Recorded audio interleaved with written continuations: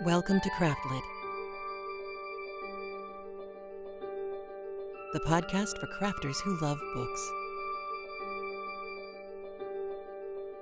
My name is Heather Ordover, and I'm podcasting from where the Delaware River meets the Old York Road, New Hope, Pennsylvania. Episode 592, Plague. This episode of Craftlit is brought to you by you. Thank you.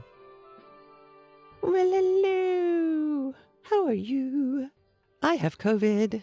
Yes, I do. I am feeling like I have COVID light, L-I-T-E.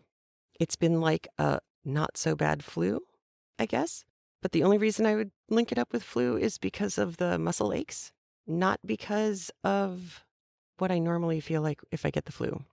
It is a very, very weird virus, and I've been rolling through a whole mess load of the symptoms, but they come and go. So I'm, thank God for the vaccine, because if I felt worse than I do right now, the cruel irony is that I started showing symptoms Monday, and Wednesday I was supposed to get my second booster. So, haha, I will be able to do that next week, though. So I have not been able to do a whole lot this week. I've been moving very slowly. I've been a Heather of very little brain. But I do have 3 chapters for you today. And that is good because none of these 3 chapters require a whole lot of heavy lifting on my part. So yay! The first one is all true. It's historical record. And this is what really was written and what really happened. The second chapter today is one of the Twainy chapters with Louis and the Paladin and Noel being goofball kids. And the third chapter appears to be true mostly. I'm still looking for information on the first half of the third chapter. I think I found some coded references to it, but I'm not entirely sure. The last half of it, though, the one that gets into tactics and what had happened, that is true. So as you go into today's chapters, now you know. And because I don't want to talk too much, I'm going to say let's listen to chapters 14, 15, and 16 of Personal Recollections of Joan of Arc by Mark Twain, read for us by John Greenman. Here we go.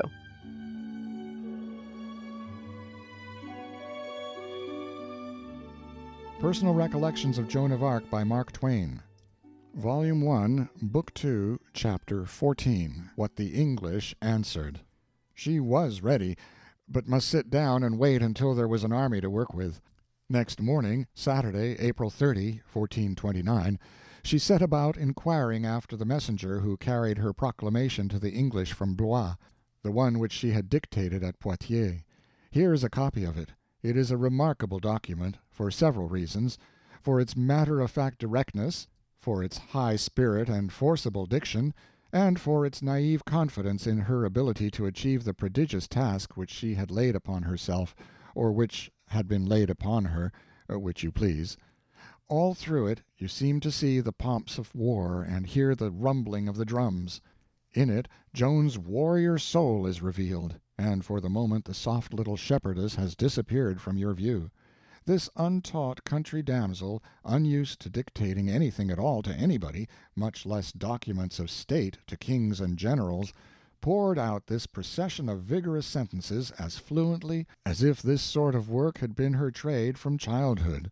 Jesus, Maria, King of England, and you, Duke of Bedford, who call yourself Regent of France, William de la Pole, Earl of Suffolk, and you, Thomas Lord Scales, who style yourselves lieutenants of the said Bedford, do right to the King of Heaven. Render to the maid who is sent by God the keys of all the good towns you have taken and violated in France. She is sent hither by God, to restore the blood royal. She is very ready to make peace, if you will do her right by giving up France and paying for what you have held. And you, archers, companions of war, noble and otherwise, who are before the good city of Orleans, be gone into your own land, in God's name, or expect news from the maid, who will shortly go to see you to your very great hurt. King of England, if you do not so, I am chief of war, and whenever I shall find your people in France I will drive them out, willing or not willing, and if they do not obey I will slay them all, but if they obey I will have them to mercy. I am come hither by God, the King of heaven, body for body, to put you out of France, in spite of those who would work treason and mischief against the kingdom. Think not you shall ever hold the kingdom from the King of heaven, the Son of the Blessed Mary. King Charles shall hold it, for God wills it so, and has revealed it to him by the Maid. If you believe not the news sent by God through the Maid, wherever we shall meet you, we will strike boldly and make such a noise as has not been in France these 1,000 years. Be sure that God can send more strength to the Maid than you can bring to any assault against her and her good men-at-arms, and then we shall see who has the better right, the King of heaven or you. Duke of Bedford, the Maid prays you not to bring about your own destruction. If you do her right, you may yet go in her company where the French shall do the finest deed that has been done in Christendom, and if you do not, you shall be reminded shortly of your great wrongs. In that closing sentence she invites them to go on crusade with her to rescue the Holy Sepulchre. No answer had been returned to this proclamation, and the messenger himself had not come back. So now she sent her 2 heralds with a new letter warning the English to raise the siege and requiring them to restore that missing messenger. The heralds came back without him. All they brought was notice from the English to Joan that they would presently catch her and burn her if she did not clear out now while she had a chance, and go back to her proper trade of minding cows. She held her peace, only saying it was a pity that the English could persist in inviting present disaster and eventual destruction when she was doing all she could to get them out of the country with their lives still in their bodies. Presently she thought of an arrangement that might be acceptable, and said to the heralds, "Go back and say to Lord Talbot this from me: Come out of your Bastille with your host, and I will come with mine. If I beat you, go in peace out of France. If you beat me, burn me, according to your desire." I did not hear this, but Dunois did, and spoke of it. The challenge was refused.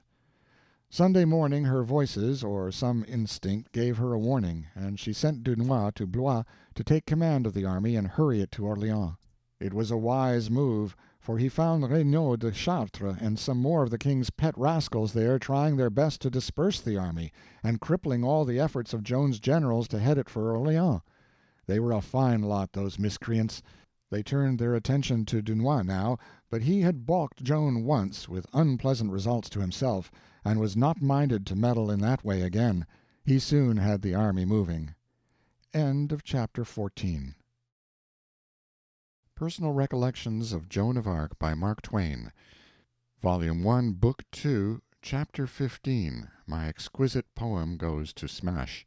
We of the personal staff were in fairyland now during the few days that we waited for the return of the army. We went into society. To our 2 knights this was not a novelty, but to us young villagers it was a new and wonderful life.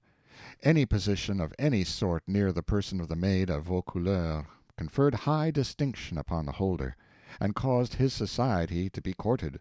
And so the D'Arc brothers, and Noel, and the Paladin, humble peasants at home, were gentlemen here, personages of weight and influence. It was fine to see how soon their country diffidences and awkwardnesses melted away under this pleasant sun of deference, and disappeared, and how lightly and easily they took to their new atmosphere. The Paladin was as happy as it was possible for any one in this earth to be. His tongue went all the time, and daily he got new delight out of hearing himself talk. He began to enlarge his ancestry and spread it out all around, and ennoble it right and left, and it was not long until it consisted almost entirely of dukes. He worked up his old battles and tricked them out with fresh splendors, also with new terrors, for he added artillery now. We had seen cannon for the first time at Blois, a few pieces. Here there was plenty of it, and now and then we had the impressive spectacle of a huge English Bastille hidden from sight in a mountain of smoke from its own guns, with lances of red flame darting through it, and this grand picture, along with the quaking thunders pounding away in the heart of it, inflamed the Paladin's imagination and enabled him to dress out those ambuscade skirmishes of ours with a sublimity which made it impossible for any to recognize them at all except people who had not been there. You may suspect that there was a special inspiration for these great efforts of the Paladin's, and there was. It was the daughter of the house, Catherine Boucher, who was 18, and gentle and lovely in her ways, and very beautiful. I think she might have been as beautiful as Joan herself, if she had had Joan's eyes, but that could never be. There was never but that one pair, there will never be another. Joan's eyes were deep and rich and wonderful beyond anything merely earthly. They spoke all the languages. They had no need of words.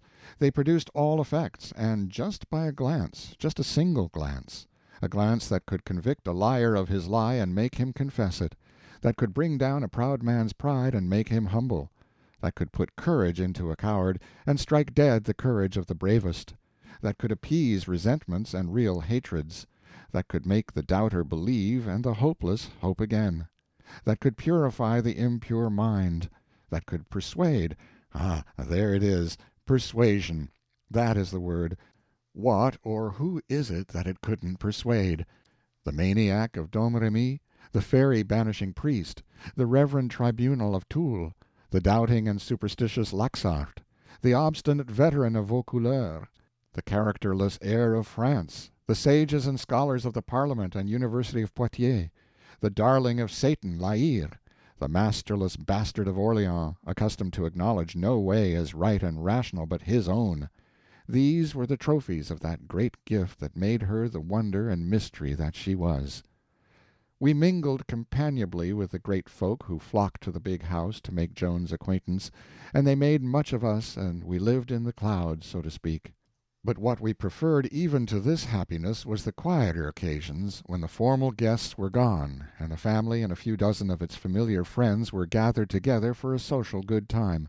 It was then that we did our best, we 5 youngsters, with such fascinations as we had, and the chief object of them was Catherine. None of us had ever been in love before, and now we had the misfortune to all fall in love with the same person at the same time, which was the first moment we saw her.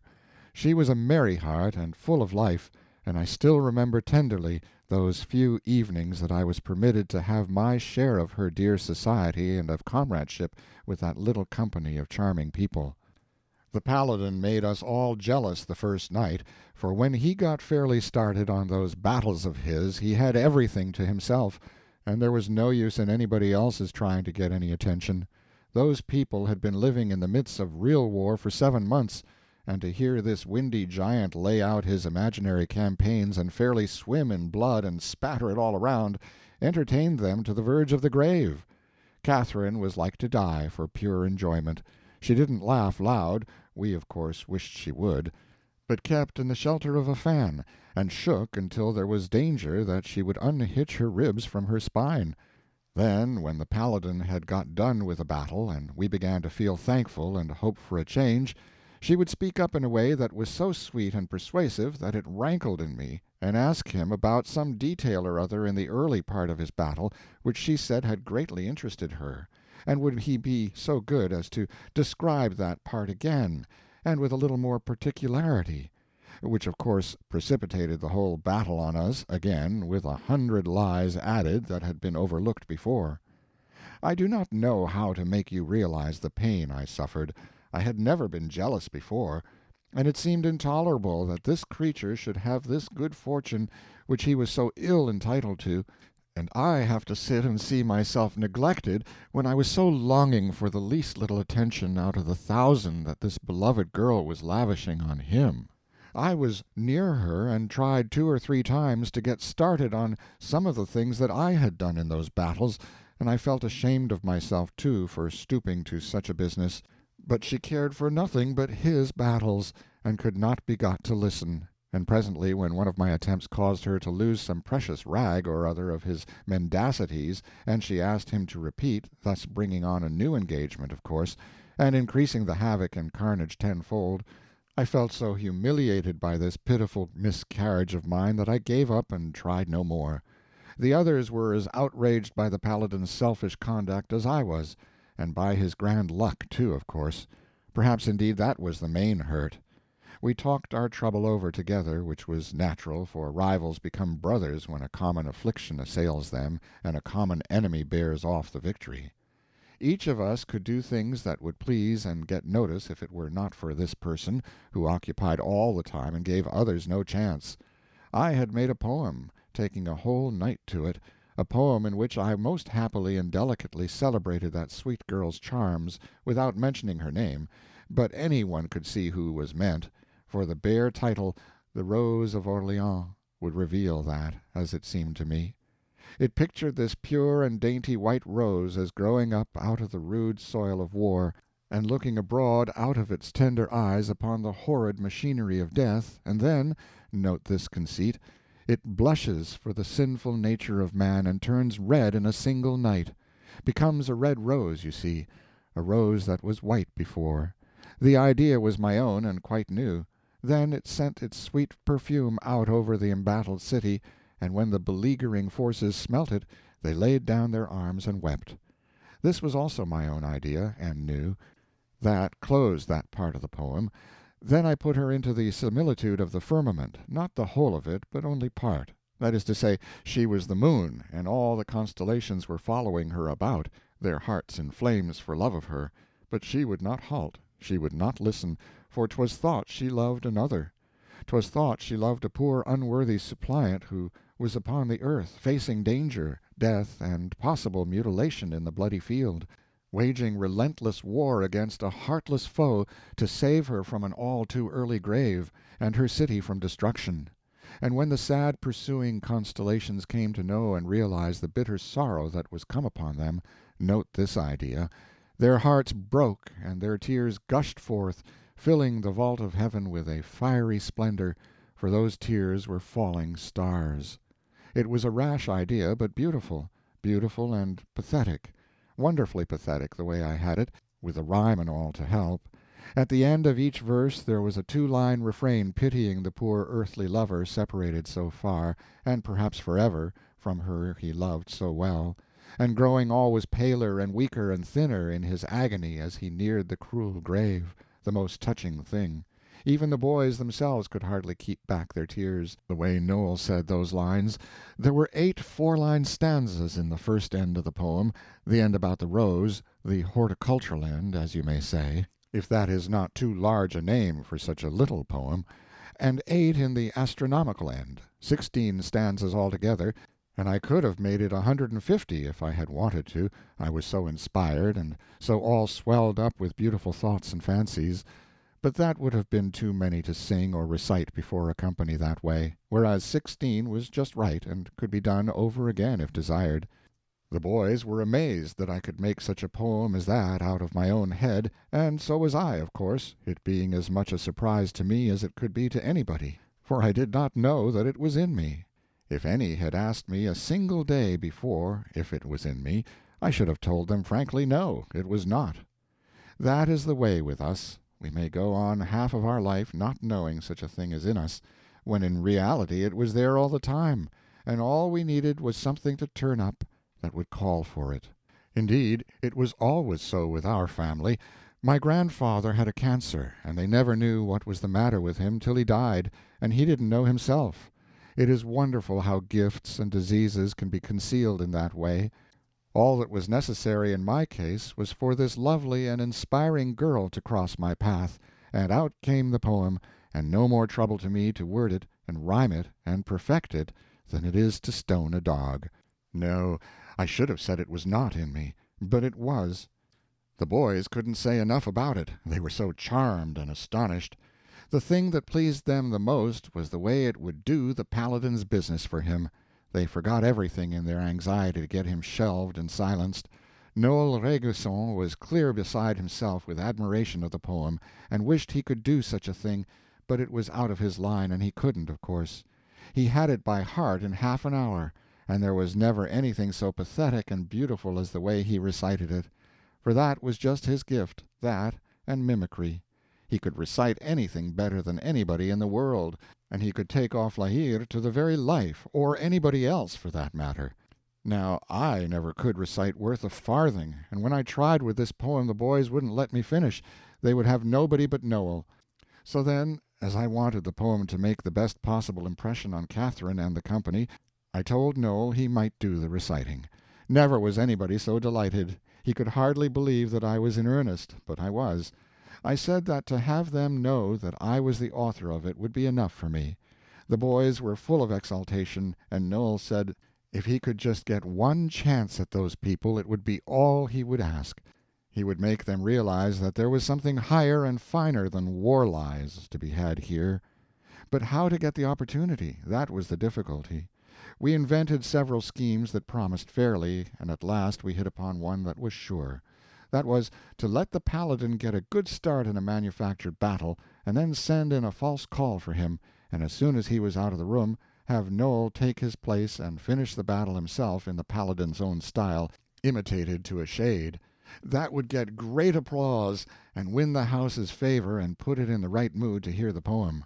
The two triumphs together would finish the standard-bearer, modify him anyway, to a certainty, and give the rest of us a chance for the future. So the next night I kept out of the way until the Paladin had got his start and was sweeping down upon the enemy like a whirlwind at the head of his corps. Then I stepped within the door in my official uniform and announced that a messenger from General La Hire's quarters desired speech with the standard-bearer. He left the room, and Noel took his place and said that the interruption was to be deplored, but that fortunately he was personally acquainted with the details of the battle himself, and if permitted would be glad to state them to the company. Then, without waiting for the permission, he turned himself into the Paladin, a dwarfed Paladin, of course, with manner, tones, gestures, attitudes, everything exact, and went right on with the battle, and it would be impossible to imagine a more perfectly and minutely ridiculous imitation than he furnished to those shrieking people. They went into spasms, convulsions, frenzies of laughter, and the tears flowed down their cheeks in rivulets. The more they laughed, the more inspired Noel grew with his theme, and the greater marvels he worked, till really the laughter was not properly laughing any more, but screaming. Blessedest feature of all, Catherine Boucher was dying with ecstasies, and presently there was little left of her but gasps and suffocations. Victory? It was a perfect Agincourt. The Paladin was gone only a couple of minutes. He found out at once that a trick had been played on him, so he came back. When he approached the door he heard Noel ranting in there and recognized the state of the case. So he remained near the door but out of sight, and heard the performance through to the end. The applause Noel got when he finished was wonderful, and they kept it up and kept it up, clapping their hands like mad, and shouting to him to do it over again. But Noel was clever. He knew the very best background for a poem of deep and refined sentiment and pathetic melancholy was one where great and satisfying merriment had prepared the spirit for the powerful contrast. So he paused until all was quiet. Then his face grew grave and assumed an impressive aspect, and at once all faces sobered in sympathy and took on a look of wondering and expectant interest. Now he began in a low but distinct voice the opening verses of The Rose. As he breathed the rhythmic measures forth, and one gracious line after another fell upon those enchanted ears in that deep hush, one could catch, on every hand, half-audible ejaculations of, "How lovely! How beautiful! How exquisite!" By this time the Paladin, who had gone away for a moment with the opening of the poem, was back again, and had stepped within the door. He stood there now, resting his great frame against the wall, and gazing toward the reciter like one entranced. When Noel got to the second part, and that heart-breaking refrain began to melt and move all listeners, the Paladin began to wipe away tears with the back of first one hand and then the other. The next time the refrain was repeated he got to snuffling and sort of half-sobbing, and went to wiping his eyes with the sleeves of his doublet.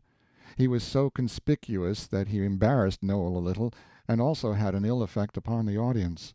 With the next repetition he broke quite down and began to cry like a calf, which ruined all the effect, and started many to the audience to laughing. Then he went on from bad to worse, until I never saw such a spectacle, for he fetched out a towel from under his doublet and began to swab his eyes with it and let go the most infernal bellowings mixed up with sobbings and groanings and retchings and barkings and coughings and snortings and screamings and howlings. And he twisted himself about on his heels and squirmed this way and that, still pouring out that brutal clamor and flourishing his towel in the air and swabbing again and wringing it out. Hear? You couldn't hear yourself think. Noel was wholly drowned out and silenced, and those people were laughing the very lungs out of themselves. It was the most degrading sight that ever was. Now I heard the clankety-clank that plate armor makes when the man that is in it is running. And then, alongside my head, there was burst out the most inhuman explosion of laughter that ever rent the drum of a person's ear, and I looked, and it was La Hire, and he stood there with his gauntlets on his hips and his head tilted back and his jaws spread to that degree to let out his hurricanes and his thunders that it amounted to indecent exposure, for you could see everything that was in him. Only one thing more and worse could happen, and it happened. At the other door I saw the flurry and bustle and bowings and scrapings of officials and flunkies, which means that some great personage is coming. Then Joan of Arc stepped in, and the house rose. Yes, and tried to shut its indecorous mouth and make itself grave and proper. But when it saw the maid herself go to laughing, it thanked God for this mercy and the earthquake that followed. Such things make a life of bitterness, and I do not wish to dwell upon them. The effect of the poem was spoiled. End of chapter 15. Book 1, Volume 2, Chapter 16, The Finding of the Dwarf.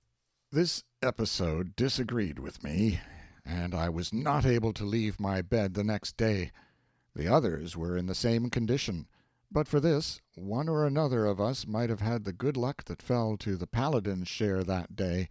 But it is observable that God in his compassion sends the good luck to such as are ill-equipped with gifts, as compensation for their defect, but requires such as are more fortunately endowed to get by labor and talent what those others get by chance. It was Noel who said this, and it seemed to me to be well and justly thought. The Paladin, going about the town all the day in order to be followed and admired and overhear the people say in an awed voice, "Shh, look, it is the standard-bearer of Joan of Arc," had speech with all sorts and conditions of folk, and he learned from some boatmen that there was a stir of some kind going on in the Bastilles on the other side of the river, and in the evening, seeking further, he found a deserter from the fortress called the Augustines, who said that the English were going to send men over to strengthen the garrisons on our side during the darkness of the night, and were exulting greatly, for they meant to spring upon Dunois and the army when it was passing the Bastilles and destroy it. A thing quite easy to do, since the witch would not be there, and without her presence the army would do like the French armies of these many years past, drop their weapons and run when they saw an English face. It was 10 at night when the Paladin brought this news and asked leave to speak to Joan, and I was up and on duty then. It was a bitter stroke to me to see what a chance I had lost. Joan made searching inquiries and satisfied herself that the word was true. Then she made this annoying remark: "You have done well, and you have my thanks. It may be that you have prevented a disaster. Your name and service shall receive official mention." Then he bowed low, and when he rose he was 11 feet high. As he swelled out past me he covertly pulled down the corner of his eye with his finger and muttered part of that defiled refrain: "Oh, tears, ah, tears, oh, sad sweet tears, name in general orders, personal mention to the king, you see." I wish Joan could have seen his conduct, but she was busy thinking what she would do. Then she had me fetch the knight Jean de Metz, and in a minute he was off for La Hire's quarters with orders for him and the Lord de Villars and Florent d'Illiers to report to her at 5 o'clock next morning with 500 picked men well mounted. The histories say 4:30, but it is not true. I heard the order given. We were on our way at 5 to the minute, and encountered the head of the arriving column between 6 and 7, a couple of leagues from the city. Dunois was pleased, for the army had begun to get restive and show uneasiness now that it was getting so near to the dreaded Bastilles. But that all disappeared now, as the word ran down the line, with a huzzah that swept along the length of it like a wave, that the Maid was come. Dunois asked her to halt and let the column pass in review, so that the men could be sure that the reports of her presence was not a ruse to revive their courage. So she took position at the side of the road with her staff, and the battalion swung by with a martial stride, huzzaing. Joan was armed, except her head. She was wearing the cunning little velvet cap with the mass of curved white ostrich plumes tumbling over its edges, which the city of Orleans had given her the night she arrived, the one that is in the picture that hangs in the Hôtel de Ville at Rouen. She was looking about 15. The sight of soldiers always set her blood to leaping, and lit the fires in her eyes, and brought the warm, rich color to her cheeks. It was then that you saw that she was too beautiful to be of the earth, or, at any rate, that there was a subtle something somewhere about her beauty that differed it from the human types of your experience, and exalted it above them. In the train of wains laden with supplies, a man lay on top of the goods.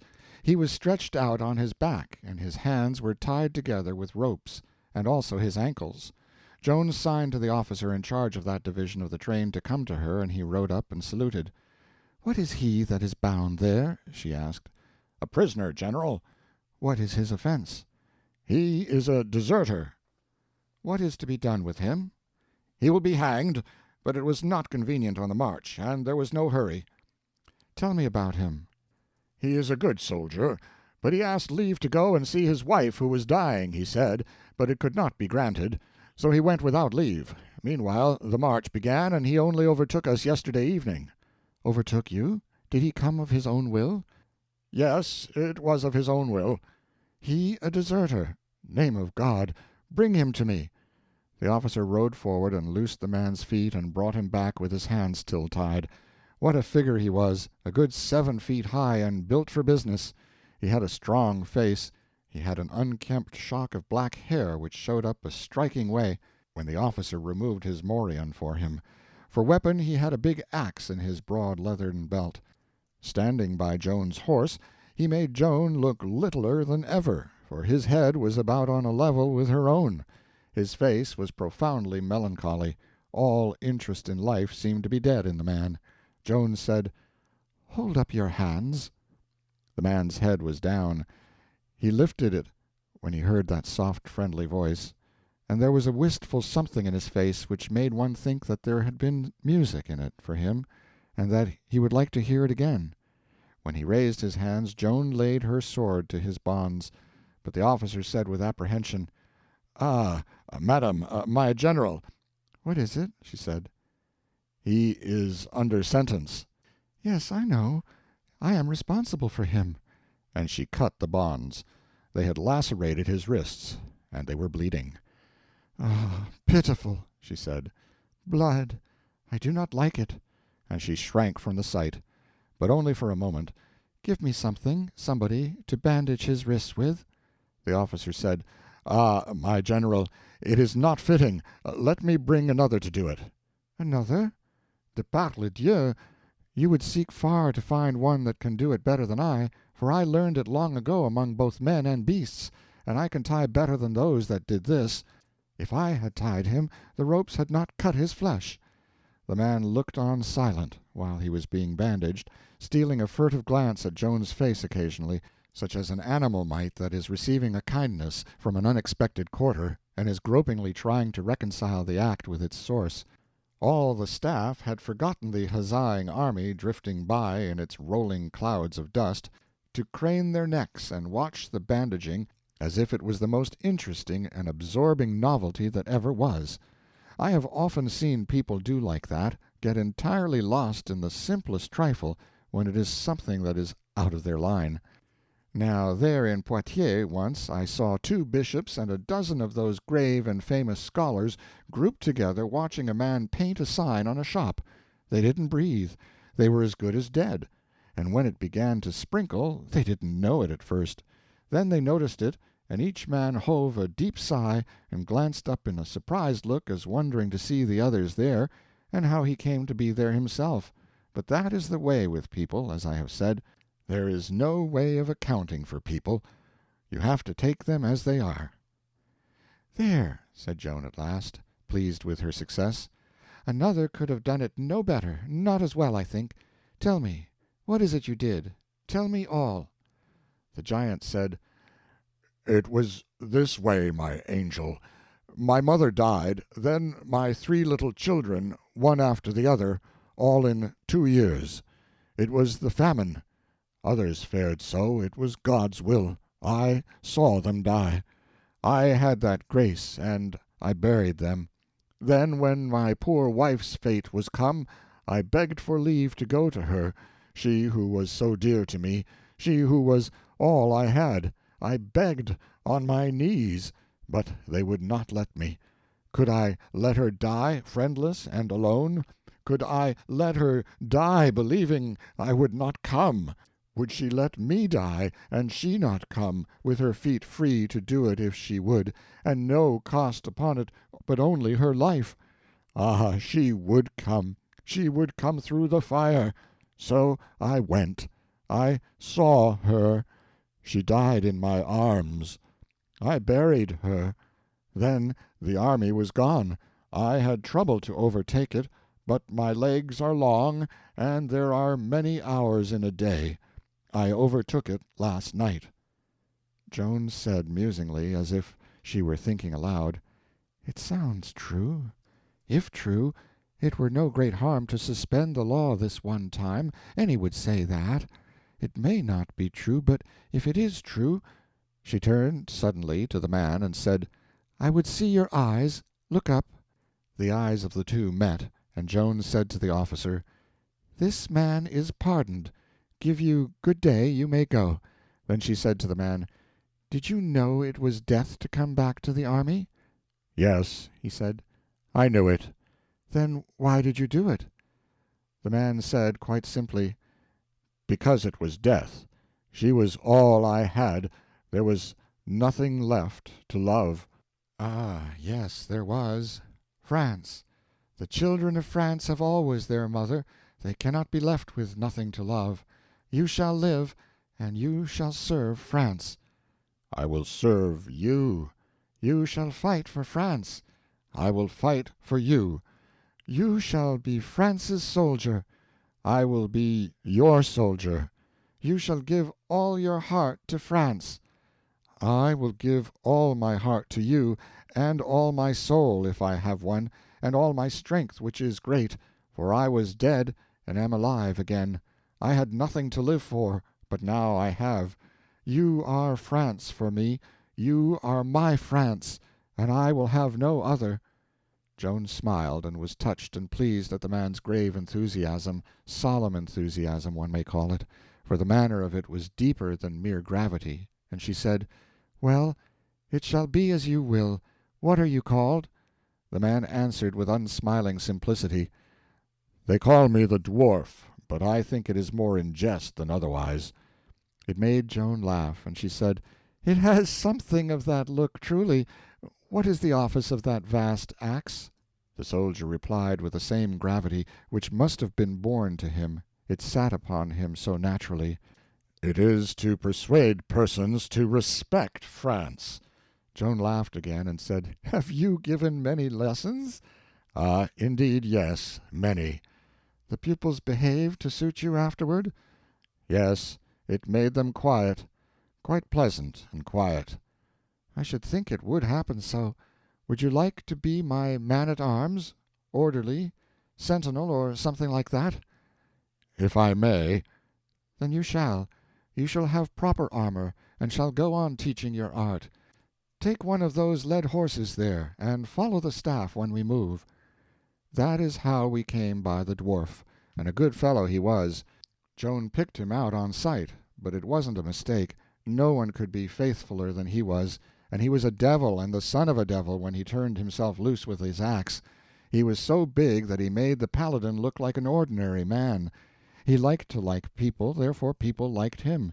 He liked us boys from the start, and he liked the knights, and liked pretty much everybody he came across, but he thought more of a paring of Joan's finger-nail than he did of all the rest of the world put together. Yes, that is where we got him, stretched on the wain, going to his death, poor chap, and nobody to say a good word for him. He was a good find. Why, the knights treated him almost like an equal, it is the honest truth. That is the sort of a man he was.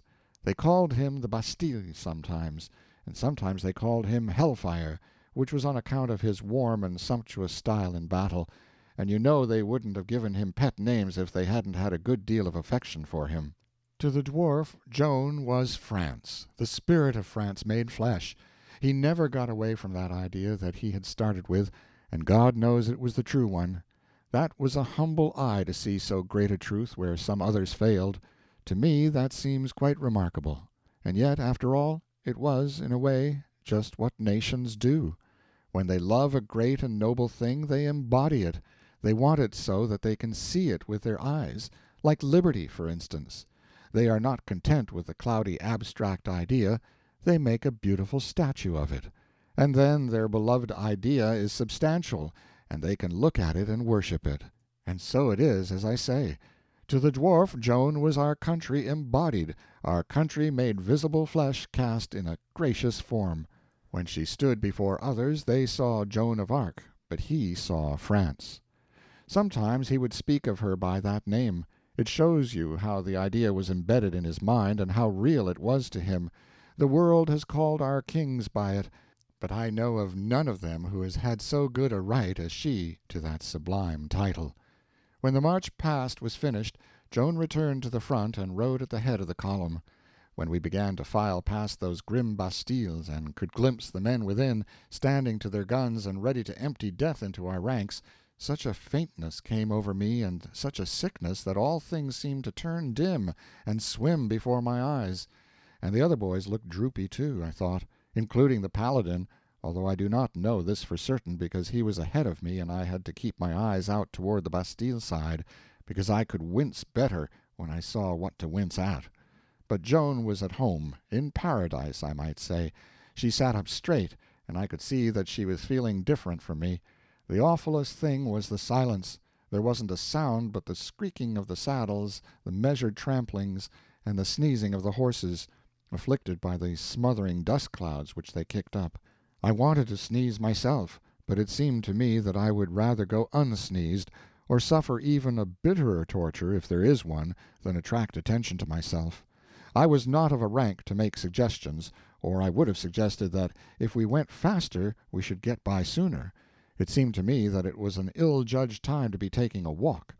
Just as we were drifting in that suffocating stillness past a great cannon that stood just within a raised portcullis, with nothing between me and it but the moat, a most uncommon jackass in there split the world with his bray, and I fell out of the saddle. Sir Bertrand grabbed me as I went, which was well, for if I had gone to the ground in my armor I could not have gotten up again by myself. The English warders on the battlements laughed a coarse laugh, forgetting that every one must begin, and that there had been a time when they themselves would have fared no better when shot by a jackass.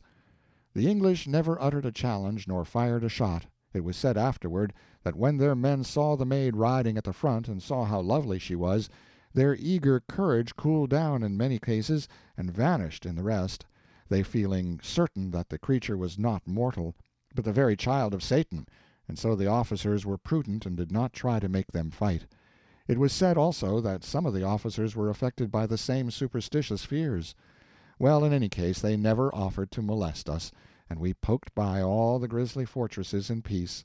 During the march I caught up on my devotions, which were in arrears, so it was not all loss and no profit for me after all. It was on this march that the histories say Dunois told Joan that the English were expecting reinforcements under the command of Sir John Fastolfe, and that she turned upon him and said, "Bastard, bastard, in God's name I warn you to let me know of his coming as soon as you hear of it, for if he passes without my knowledge you shall lose your head." It may be so, I don't deny it, but I didn't hear it. If she really said it, I think she only meant she would take off his official head, degrade him from his command. It was not like her to threaten a comrade's life. She did have her doubts of her generals, and was entitled to them, for she was all for storm and assault, and they were for holding still and tiring the English out.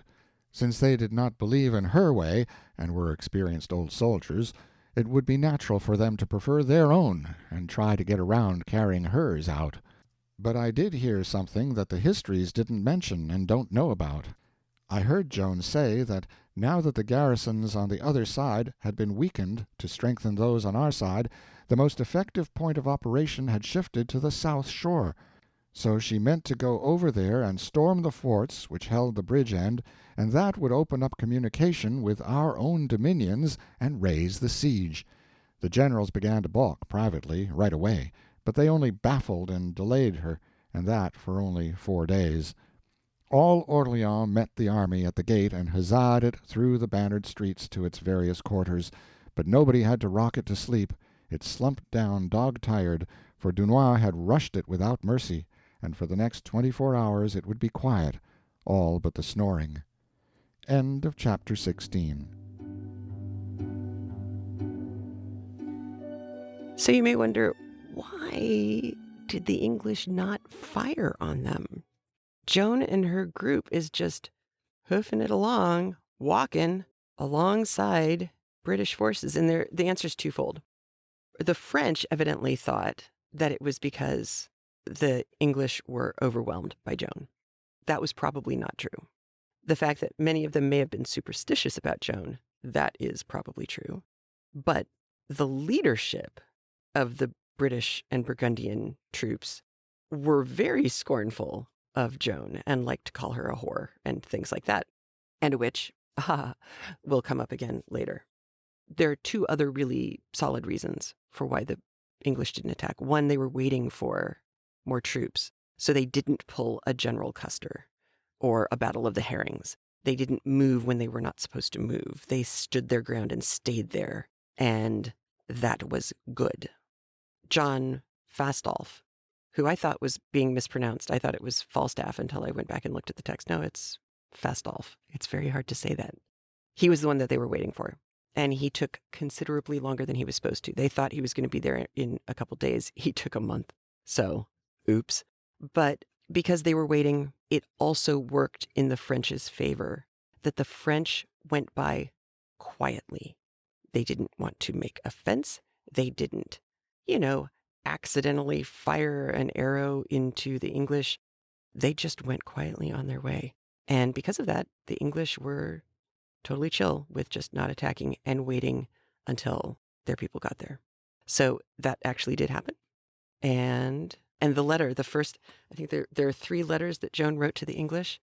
Yeah, they didn't get much in the way of responses, at least not in the way of good responses. So, she warned them. What can you say? All right.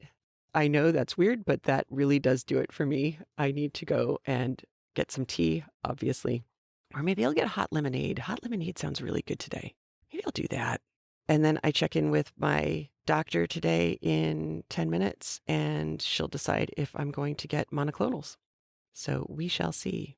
Paxlovid would be awesome, except it would cause trouble with some of the other medication that I take. So not going to do Paxlovid, but monoclonals are a nice second just to help get you over the hump. Because today/tomorrow, if this particular round of COVID was going to take a turn for the worse, it would do it later today or early tomorrow. So getting the monoclonals might be not a bad idea. If you have any questions, you can always call 1-206-350-1642. Or you can write heather@craftlit.com. I think that still works. And I'll talk to you later. Take care of yourselves. Take care of each other. Wear a mask. I know exactly where I got COVID. It was the one time I took off a mask because I was having a hard time communicating. Yup. So I should have just said, that's okay. I'll come back later. Oh well. You be well. Talk to you soon. Bye. If you like what you hear on Craftlit, please review us on iTunes, like us on Facebook, join in the fun in our Facebook group, which is Craftlit Annotated Audiobooks. Always the nicest group of people you're going to find on Facebook, and the place where you can come to and say, nobody else was going to understand this, but I knew you all would. And of course, thank you for your support of Craftlit. And remember, if your hands are too busy to pick up a book At least you can turn one on.